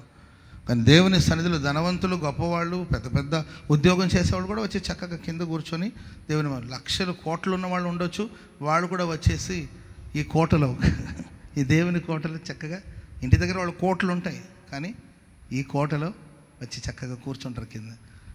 ఇంటి దగ్గర పేదవాళ్ళు కావచ్చు కానీ వాళ్ళు కింద కూర్చోలేని వాళ్ళు కుర్చీలో కూర్చొని ఉంటారు, అది వేరే విషయం. ఇక్కడ వ్యత్యాసం ఏం లేదండి, పేద ధనికన వ్యత్యాసం లేదు, అందరూ సమానమే. Praise the Lord. ఒకరి కష్ట దుఃఖాల్లో, ఒకరి సుఖ దుఃఖాల్లో ఒకరు పాలు పంపులు పొందుతూ ఉంటారు. ఒక ఇల్లు కట్టుకుని హౌస్ డెడికేషన్ అంటే అందరూ వస్తారు. Praise the Lord. నాకు చాలా సంతోషంగా ఉంటుందండి, నాకు చాలా హ్యాపీగా ఫీల్ అవుతాను కొన్నిసార్లు. నేను ఆ ఊర్లో వాళ్ళని వెలివేసి ఉంటారు, వాళ్ళని అన్న ఊర్లో వెలివేశారు, ఇల్లు ఓపెనింగ్ కనీసం మా ఊర్లో ఒక 10 మంది వస్తారేమో, మీరు వస్తున్నారు కదా అని అనుకుంటే మేము రాము అంటున్నారు, మిమ్మల్ని వెలివేసాం ఊర్లో నుండి, మీరు ఆడికి పోతున్నారుగా, మన ఊర్లో మందిరాలు లేవని ఆడికి పోతున్నారు అని వెలివేశారని అంటే, సర్లే ఎవరు వస్తే ఏమైంది, దేవుడు వస్తాడు, నేను వస్తా. Praise the Lord. రావాల్సిన దేవుడు, ఆయన ఎటు వస్తాడు, ఆయనతో పాటు నేను కూడా వస్తా. Praise the lord. సాల్దా అంటే అన్న దేవుడు నీవు ఇద్దరు అయితే ఏం బాగుంటుందని ఇంకొక 40 మంది అంటే పాపం ఎవరి తృప్తి వాళ్ళకి. నేను అక్కడికి వెళ్ళి చూస్తే ఇంచుమించు 100 మంది ఉన్నారండి అక్కడ. వీళ్ళందరూ ఎక్కడి నుండి వచ్చారంటే, అన్న మరి వాళ్ళకి ఎలా తెలిసిందో కానీ నేను స్టేటస్లో పెట్టాను మీరు వస్తున్నట్లు, మరి నా స్టేటస్ వాళ్ళు ఎప్పుడు చూసారో తెలియదు. మన మందిరానికి వచ్చే వాళ్ళు ఈ చుట్టుపక్కల ఉన్న వాళ్ళందరూ కూడా వచ్చారు. ఇదే సహవాసం. అతని సంతోషంలో పాలు పంపులు పొందాలి, బాధలో పాలు పంపులు పొందాలి. Praise the Lord. సాయంకాలం ఆకాశాన్ని మీరు చూస్తే ఆకాశంలో వి షేప్ బర్డ్స్ అని ఉంటాయి. ఏ షేప్ అండి? వి షేప్ బర్డ్స్ అని మనం చూస్తాము. ఆకాశంలో పక్షుల సమూహం వెళుతూ ఉంటుంది. అది చూస్తే వి షేప్లో ఉంటుంది. ఇలా నుండి చూస్తే ఏంటండి వి షేప్లో, ఇటువైపు నుండి ముందు ఒక నాయకుడు అండ్ రాజు అనుకోవచ్చు, ఒక నాయక పక్షి ఉంటుంది. దాని వెనకాల ఇంకొక బ్యాచ్, దాని వెనకాల ఇంకొక బ్యాచ్, దాని వెనకాల ఇంకొక బ్యాచ్, దాని వెనకాల ఇంకొక బ్యాచ్. ఏంటండి వి షేప్లో ఉంటుంది, ఆకాశంలో వెళుతూ ఉంటుంది. ఆ ఫస్ట్ ఉంటుంది కదండి, మొదటి వరుసలో ఉంటుంది కదండి, ఆ పక్షులకి కొంచెం కష్టం. మీకు ఫస్ట్ వరుసలో కూర్చున్న వాళ్ళకి కొంచెం కష్టం, ఇటు చూస్తూ ఉండాలి. కొంచెం వెనక వరుసలో ఉన్నవాళ్ళు కొంచెం ఇట్లా చూస్తూ ఉంటారు, అర్థమైందండి. ఇంక ముందు వెళ్ళేవాళ్ళు మామూలుగా ఇట్లా చూస్తూ ఉంటారు. Praise the Lord. ఆ ముందు ఎవరైతే ఉంటారో వాళ్ళకి, ఆ ముందున్న ఆ రాజు పక్షి లేకపోతే ఆ నాయక పక్షికి చాలా కష్టం. అది గాలిని ఇలా ఛేదిస్తూ ఉంటుంది, దానికి చాలా కష్టపడేది ముందుకు వెళ్ళాలి. గాలిని ఇలా ఛేదిస్తూ ఉంటే వెనకున్న వాటి కూడా కొంచెం శ్రమ ఉంటుంది కానీ అంత ఉండదు, కొంచెం తగ్గుతూ ఉంటుంది. వెనకున్న వరుసలో, ఆ వెనక వెళ్ళే వరుసలో తగ్గుతూ ఉంటుంది. ఆఖరిలో ఉండవు కదండి, అవి ఎగరాల్సిన అవసరం కూడా ఇలా పోతూ ఉంటుంది, దానికి అసలు పనే ఉండదు. ఆ ముందున్న పక్షి నేనే కష్టపడాలా, నేనే శ్రమ పడాలా, ఇవన్నీ తిని కూర్చోవాలా అని అనుకోవు. రాజు నాయక పక్షి అది అట్లా గాలిని ఛేదిస్తూ ఉంటుంది, గాలిని ఏంటంటే డివైడ్ చేస్తుంది, గాలిని ఛేదిస్తూ ఉంటే ఈ సమూహం అంతా వెళుతుంటుంది. చివరి వరుసలో ఉన్న పక్షులకి, ఇక్కడ కొన్ని చివరి పక్షులు ఉన్నాయి, చివరి వరుసలో హాయిగా నిద్రపోతూ ఉంటాయి. అర్థమైందండి? అందరు కాదు కానీ కొందరు. ఏ బాధ ఉండదు, అసలు చెమట పోస్తుందని బాధ లేదు, గాలి రావట్లేదని బాధ లేదు, నిద్రపోతే అయ్యా నిద్రపోతున్నా అని అడిగేవాళ్ళు ఉంటారు. అర్థమైందండి? పక్కన వాడి చెమట వాసన ఉండదు, హాయిగా చల్లటి గాలి వేస్తుంటే హాయిగా ఉంటుందండి. Praise the lord. కూటమైన తర్వాత కూడా మెలుగు ఉండదు. ఆ సాంబార్ మూత తీస్తే ఆ స్మెల్కి మెలుగు వస్తుంది. అయిపోయింది ఆ ప్రార్థన అంటే 600 మంది తినేశారు, అవునా అన్నప్పుడు లేస్తారు. చివరి పక్షులకి అసలు, ఎందుకంటే ఆ ముందున్న పక్షులన్నీ గాలిని ఛేదించుకుని వెళుతుంటుంది, చివరికి ఉన్న ఈ పక్షి. కానీ ఒకటి చెప్పనండి, ప్రయాణం స్లో అయిందని ఆఖరిలో ఉన్న పక్షికి తెలుస్తుందంట. మీకు అర్థమైందండి? ఆ ముందున్న పక్షి అలసిపోయినట్లు, అది ఇంకా గాలిని ఛేదించే ఓపిక తనకు లేనట్టు ఎవరికి తెలుస్తుందంటే ఆఖరిలో ఉన్న పక్షులకు తెలిసి వెంటనే ఆఖరిలో ఉన్న పక్షి ఏం చేస్తుందో తెలుసండి, తిన్నగా ముందుకు వచ్చి, అయ్యగారండి మీరు వెనకెళ్ళి కొంచెం రెస్ట్ తీసుకోండి, నేను ఇప్పటిదాకా రెస్ట్ తీసుకున్నాను, ఇక నేను నడిపిస్తాను. Praise the Lord. హల్లెలూయా. అంటే ఆ నాయక పక్షి ఉంటుంది కదండి, అది ఆఖరి వరుసకు వచ్చి అది కొంచెం రిలాక్స్ అవుతుంది. Praise the Lord. ఇదేనండి సహవాసం అంటే. సహవాసం మనకి ఏమి ఇచ్చిందంటే సహవాసాన్ని ఇచ్చిందండి. Praise the lord. ఏమి ఇవ్వాల్సిన అవసరం లేదు. నాకేమి ఇచ్చారు, ఏం తెచ్చారు, ఏమి ఇవ్వాల్సిన, ఒక సహవాసం మనకు సహవాసాన్ని ఇచ్చింది. Praise the Lord. చెప్పండి గట్టిగా హల్లెలూయా, హల్లెలూయా. మోషే చేతులు బరువెక్కగా ఒకవైపున ఊరు, మరోవైపున అహరోను అతని చేతిని ఆదుకుంటే రోజంతా చేతులు ఎత్తితే దేవుని ప్రజలకు విజయం కలిగింది. చేతులు ఎత్తవలసిన వాళ్ళు చేతులు ఎత్తాలి, చేతుల్ని ఆదుకోవలసిన వాళ్ళు చేతుల్ని ఆదుకోవాలి. కత్తిని పట్టి యుద్ధం చేయవలసిన వాళ్ళు యుద్ధం చేయాలి. వాక్యం చెప్పాల్సిన నేను వాక్యం చెప్పాలి, కెమెరాను తిప్పాల్సిన వాళ్ళు కెమెరా తిప్పాలి, సౌండ్ పెట్టాల్సిన వాళ్ళు సౌండ్ పెట్టాలి, వాయిద్యాలు వాయించేవాళ్ళు వాయిద్యాలు వాయించాలి, పాడేవాళ్ళు పాడాలి, ఊగేవాళ్ళు ఊగాలి. Praise the Lord. హల్లెలూయా. అక్కడ బల్లలు వేసేవాళ్ళు బల్లలు వేయాలి, అన్నం వడ్డించేవాళ్ళు అన్నం వడ్డించాలి, కూర వండించేవాళ్ళు కూర వండించాలి, నీళ్లు పోసేవాళ్ళు నీళ్లు పోయాలి, టీలు కాఫీలు పోసేవాళ్ళు టీ కాఫీలు పోయాలి. అంతా అయిన తర్వాత ఊడ్చి చెత్త తీసేవాళ్ళు చెత్త తీయాలి. Praise the lord. మీ బైకులు కాపలా ఉండేవాళ్ళు బైకులు కాపలా ఉండాలి. వాళ్ళకేం కర్మ చెప్పండి? మీ బైకులకి వాళ్ళు కాపలా ఉండాల్సిన అవసరం ఏముంది? మీకు అర్థమవుతుందండి? నేను రెస్పాన్సిబిలిటీ, ఎందుకంటే మీరు మందిరానికి వచ్చారు కాబట్టి, నేను కాపరిని కాబట్టి, నేను నా బాధ్యత మిమ్మల్ని సురక్షితంగా చూసి మిమ్మల్ని సురక్షితంగా పంపించడం నా బాధ్యత. పెద్ద పెద్ద చదువుకునే వాళ్ళు ఉన్నారండి, వాళ్ళు వచ్చి మీ బండి దగ్గర తల మీద మండు టెండలో ఒక టోపీ వేసుకుని నోట్లో ఒక విజిల్ పెట్టుకుని పీ పీ పీ పీ అని ఊదుతూ ఉంటారు. అర్థమైందండి? వాళ్ళకి ఎందుకు చెప్పండి? సహవాసం అండి ఇది. Praise the Lord. హల్లెలూయా. మీ పిల్లలందరినీ సండే స్కూల్లో కూర్చోబెట్టి మీరు ఇక్కడ వాక్యం వింటుంటే మీకే కంట్రోల్ అవ్వరు వాళ్ళు, మీకు అసలు అలివి కారు. అర్థమైందండి? నువ్వు అట్లా వంగి ప్రార్థన చేస్తుంటే నీ భుజాల మీద ఎక్కి కూర్చొని కదండి మమ్మీ నువ్వు హార్స్ లాగా ఉన్నావు మమ్మీ అంటుంటారు. అర్థమైంది? అట్లాంటి పిల్లలు వాళ్ళని కూర్చోబెట్టి సండే స్కూల్లో కదండి, వాళ్ళు ఎవరు, వాళ్ళకి ఏమైనా జీతాలు ఇస్తున్నారా భత్యాలు ఇస్తున్నారా? అసలు వాళ్ళకి ఏం చెప్పండి? చదువుకున్న వాళ్ళు టీచర్స్ ఉన్నారు, డాక్టర్స్ ఉన్నారు, చాలామంది ఉన్నారు. వాళ్ళు అక్కడ పిల్లలు కూర్చొని ఫెలోషిప్ అండి. నీ వాక్యం వినాలంటే మీ పిల్లలు కాసేపు అక్కడ ఎక్కడైనా కూర్చుని ఉంటే ఒక గంట సేపు మీరు వాక్యం విని ప్రార్థన, ఇదే ఫెలోషిప్, ఇదే సహవాసం. హల్లెలూయా.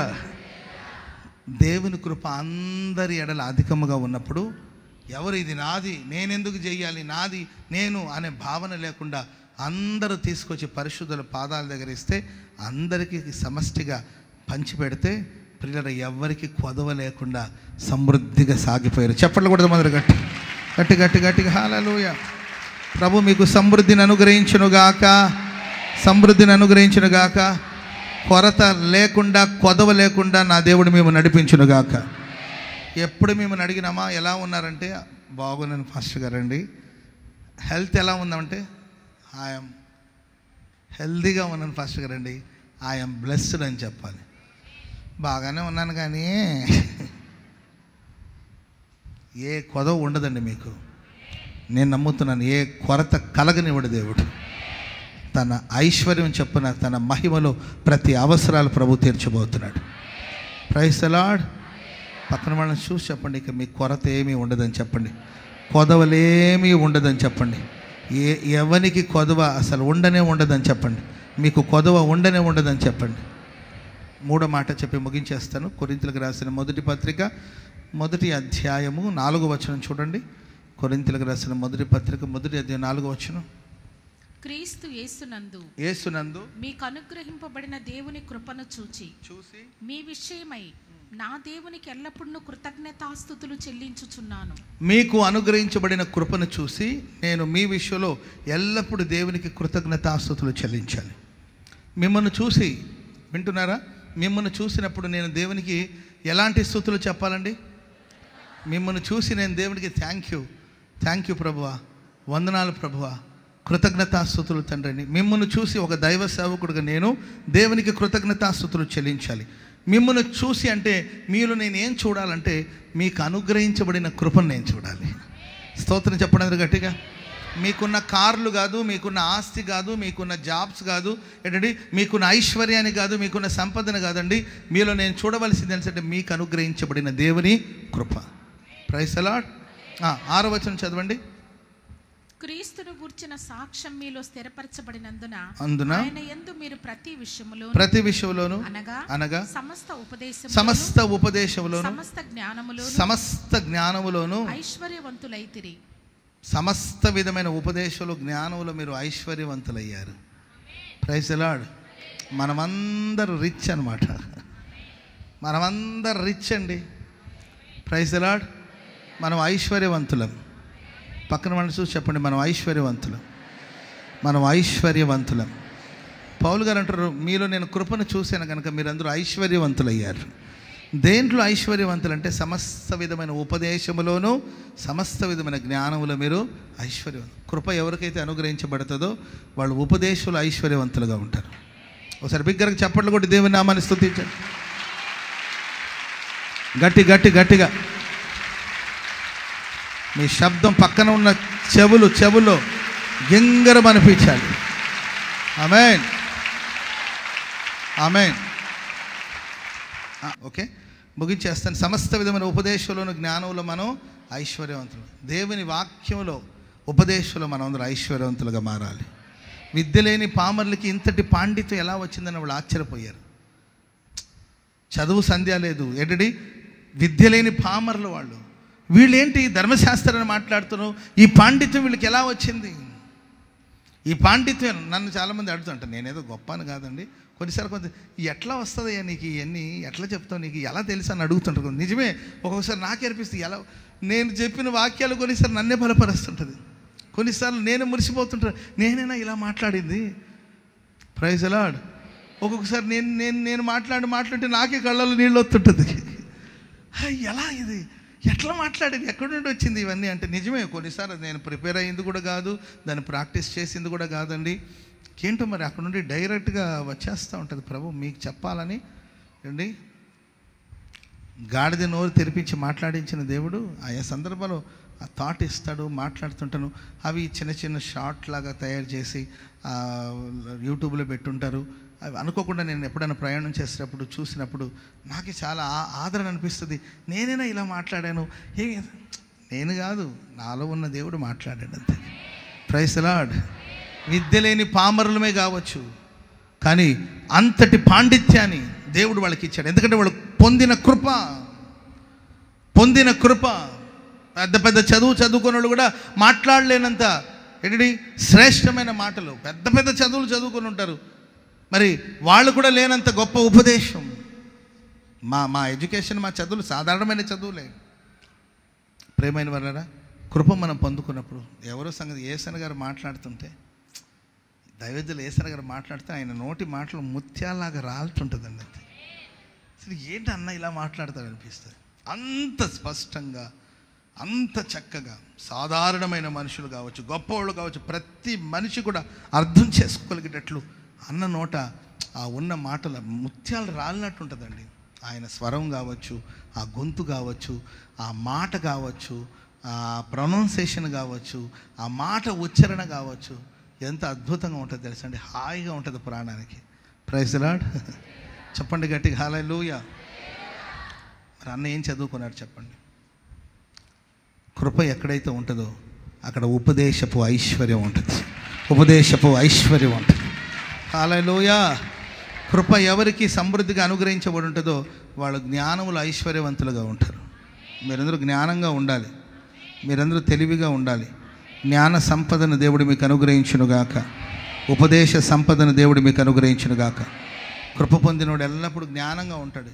పిచ్చోళ్ళలాగా ఉండకూడదు, మనం మూర్ఖులుగా ఉండకూడదు, అవివేకంగా ప్రవర్తించకూడదు, బుద్ధిహీనంగా మనం ప్రవర్తించకూడదు. మీరు జ్ఞానంగా. సొలొమోను జ్ఞానాన్ని చూడడానికి కోసం షేబా దేశపు రాణి వచ్చిందంట. Praise the lord. మీ జ్ఞానం ఆంధ్రప్రదేశం అంతా తెలియాలి. మీ జ్ఞానాన్ని గురించి తెలుగు రాష్ట్రాలకి తెలియాలండి. మీ జ్ఞానాన్ని గురించి దేశమంతా దేవుడు సుదూర ప్రాంతం వరకు మీ జ్ఞానం యొక్క సువాసన పరిమళించునుగాక. హల్లెలూయా. కృప పొందిన వాళ్ళు జ్ఞానంగా ఉంటారు. ఆమేన్. మీ మాటలు జ్ఞానంగా, తెలివిగా, ఇంత చిన్న వయసులో ఇంత పెద్ద జ్ఞానం ఏంటి, ఇంత తెలివి ఏంటి? జ్ఞానవంతులైన స్త్రీ తన ఇల్లుని కట్టుకుంటుంది, మూర్ఖురాలు చేతులార ఇంటిని పడు. ఎంత జ్ఞానవంతులైన స్త్రీ ఇల్లుని ఎలా కట్టుకుంటుంది, ఎంత జ్ఞానంగా ఉంటుంది. వయసు చిన్నది, ఈ చిన్న వయసులో ఇంత విశాలమైన హృదయం ఏంటి, విశాలమైన ఆలోచన ఏంటి, మనుషులు విస్మయం చెందేటట్లు గొప్ప జ్ఞానాన్ని ప్రభు మీకు అనుగ్రహించునుగాక. కృప పొందిన వాళ్ళు నిరీక్షణతో ఆయన రాకడ కొరకు ఎదురు చూస్తూ ఉంటారంట. కింద చదువుకుంటూ వెళ్తే నిరీక్షణతో వాళ్ళు సాగిపోతారు, రాకడ కొరకు ఎదురు చూస్తూ ఉంటారు. ఆమేన్, హల్లెలూయా. మనందరూ కూడా రాకడను గురించిన దర్శనాన్ని దేవుడు అనుగ్రహించునుగాక. Praise the Lord. చెప్పండి గట్టి హల్లెలూయా. వెళ్ళేటప్పుడు వెళుతున్నా అని అనకూడదంట. ఏమనాలంట?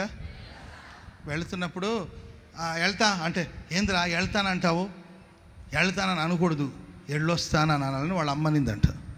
అందుకే వాడు ఎవరు చనిపోతే సమాధుల తోటకి వెళ్ళాడంట. ఆ సమాధుల తోట దగ్గర కాటి కాపరి ఉంటాడు కదండి, ఎళ్ళొస్తా ఆయన అన్నట్టు, అయ్యా ఎళ్ళొస్తానని అనకూడదు.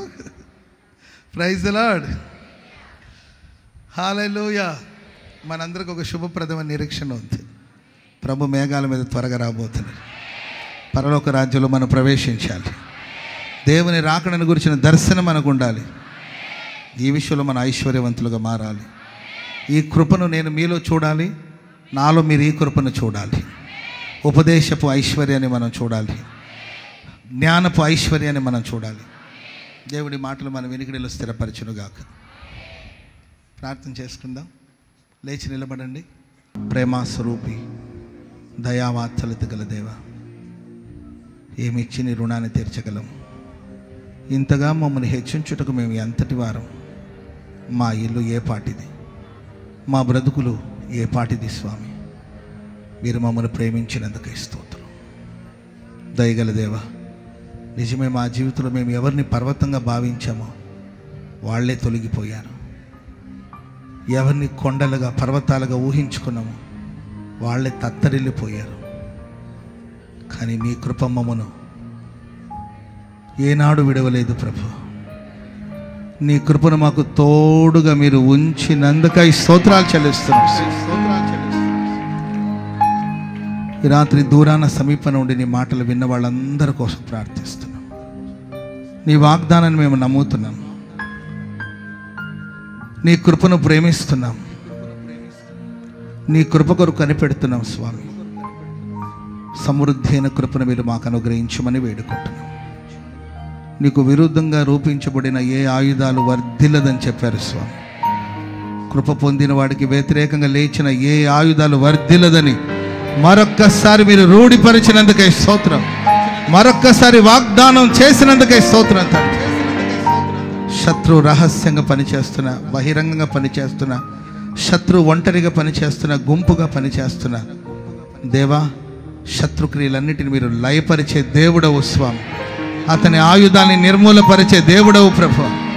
అతని ఆలోచనల్ని తారుమారు చేసే దేవుడవు. దయగలిగిన తండ్రి, కృప చూపించమని వేడుకుంటున్నాం. అపోస్తుల ఎడల నీ కృప అధికమైనప్పుడు ఏ కొరత లేకుండా, కొదవ లేకుండా ఉన్నారని వాక్యంలో రాయబడిన ప్రకారం మాకిచ్చిన ఈ అపోస్తుల సహవాసులు, ఈ ఆత్మీయ సహవాసులు మాకు సర్వాన్ని సమృద్ధిగా దయచేస్తున్నందుకే స్తోత్రం చెల్లిస్తాం. కొదవలేని ఒక జీవితం జీవించినట్లు సహాయం చేయండి ప్రభువా. మాలో కృప కనబడాలి ప్రభువా. సంఘంలో కృపను మేము చూడాలి స్వామి. అప్పుడు ఉపదేశంలోను, జ్ఞానంలోను మేము ఐశ్వర్యవంతులుగా మార్చబడతాం. కూడి వచ్చిన వారందరూ మీ కృపావాక్యానికి అప్పగిస్తున్నాం. దేహానికి కావలసిన ఆరోగ్యం, మనసుకు కావలసిన ఆరోగ్యాన్ని మీరు దయచేయమని వేడుకుంటున్నాం. విశ్వాసంలో మా ఒక్కొక్కరిని బలవంతులుగా మార్చమని వేడుకుంటున్నాం. సమృద్ధి అయిన కృపచేత తృప్తిపరచమని వేడుకుంటున్నాం. ఘనత, మహిమ, ప్రభావాలు మీకే ఆరోపిస్తున్నాం. నీ మాటలు విన్న వారందరూ దీవించండి. నీ ప్రజలకు నుండి బయలుదేరి వెళుతుండగా కృపాక్షేమాలని బిడ్డలు వెంబడించునుగాక. కృపాక్షేమాలు వారిని వెంబడించునుగాక. కృపాక్షేమాలు వెంబడించునుగాక. ఆశీర్వదించి దీవించమని కోరుకుంటూ నిలిచి నీ మాటలు అందించే భాగ్యాన్ని ఇచ్చినందుకు వందనాలు, స్తోత్రాలు చెల్లిస్తూ యేసు నామమున ప్రార్థన చేసి అడిగి వేడుకుంటున్నాం తండ్రి. ఆమేన్, ఆమేన్.